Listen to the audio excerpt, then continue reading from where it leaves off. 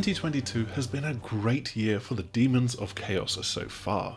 If we look back to Total War Warhammer 3, which released a couple of months ago, we saw them take to the battlefield with the arrival of 5 new playable factions. And now they've shifted their gaze from Warhammer Fantasy to wreaking havoc in Warhammer 40,000 with the release of Warhammer 40,000 Chaos Gate Daemonhunters. It's a reboot of the 1998 strategy game, and it's coming out in May. If only it wasn't for those pesky humans constantly standing in the demons' way, as corruptible as they so often are. On this occasion, it's the Grey Knights, an elite chapter of Space Marines whose sole purpose is to thwart the corrupting forces of chaos. These aren't your typical Astartes super soldiers, as they must dabble in the dark magics themselves while being led by 40k's zealous Inquisition. Daemonhunters will probably feel instantly familiar to fans of the genre. Turn-based battles will see your knights drop to the planet's surface, feeling their way through the fog of war until you encounter enemies. As in the Warhammer 40,000 tabletop game, Grey Knights can specialise in a number of classes that will determine their combat role, whether it's cleaving through foes at close range, laying down covering fire from afar, or performing supportive actions such as the Apothecary's healing. There is some undeniable overlap with games like XCOM, though there's also plenty of that distinctive 40k flavour pumping through this game's veins. This is not only seen in the story, but also in Chaos Gate's visuals and the wealth of customization options you can tap into. Complex Games has tried to weave in some nuanced game systems of their own, introducing a precision aiming mechanic. This allows you to add bonus effects to certain attacks, which can help to disarm and stun enemies, for example. Battles flow smoothly as one team takes all of its actions before passing over to the opposition. The UI and overlays make it easy to command your knights and Daemonhunters, seeing where best to position them and the AP cost of performing actions. If there's one thing that irks me about these kinds of strategy games, it's the kind of downtime that you can find between skirmishes. These are turns in which nothing really happens apart from just moving across the map. Using these quiet moments to heal up and reload can almost feel like cheating at times. But Chaos Gate flips the script. It will punish you if you dawdle for too long, as a corruption meter fills up between turns. Each time it reaches 100%, it will reset by chucking a handful of demons your direction. It's an effective way of prodding players to get to the next objective in a similar fashion to the AI directors from Left 4 Dead or Vermintide and how they throw hordes of enemies at you if you dawdle for too long. The objectives that you take on are fairly straightforward from the early gameplay that we experienced.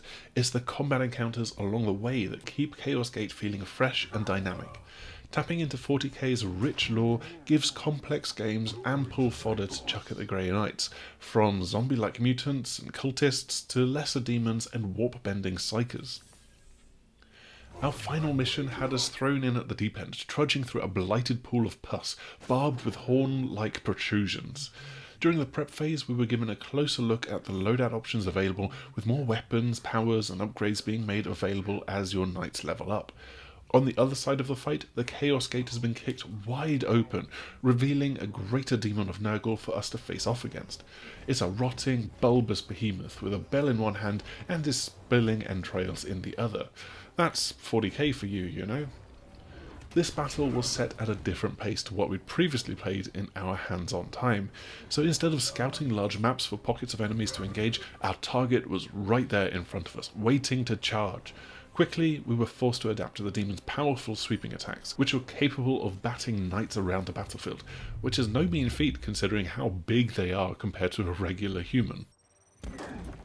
Instead of lazily supercharging the demon stats, Complex Games dialed up the difficulty by tossing us another ball to juggle. Not only were there plague-ridden grunts protecting their master, but we were tasked with eliminating festering pods that continue to spew out nurglings. Leave these for too long and they will overwhelm your squad. One part of Chaos Gate Daemonhunters that we didn't get to see much of is what happens between the missions. Your Grey Knights will have to stalk this sector of the galaxy and their delightfully gothic mothership, and it's here that you can perform research and upgrades and repairs to the ship while planning your campaign. It's this meta layer that we find really interesting, teasing us with a shiny hook that is destined to reel 40k fans in for hours-long sessions. Similar to XCOM, you'll need to decide carefully which missions to target as you attempt to hold back the alien threat across an entire sector of space. There's certainly been no shortage of Warhammer 40,000 games in the recent years. Some have been good and some have been not so good, but Daemonhunters is planting its flag firmly within the former camp, giving turn-based strategy fans exactly what they want. Hopefully the focus on a lesser known 40k faction will forge a compelling narrative for our campaign that explores the Inquisition and the tainted powers of the Warp. That's all that we've got for this video, and I hope that you've enjoyed what you've seen of this game. Warhammer 40,000 Chaos Gate Daemonhunters is out on the 5th of May for PC, and we will obviously be checking in with the game for a review around about that time. Before you go though, make sure to like, subscribe, click the bell icon, do the usual YouTube things, and hopefully we will see you again soon. Goodbye!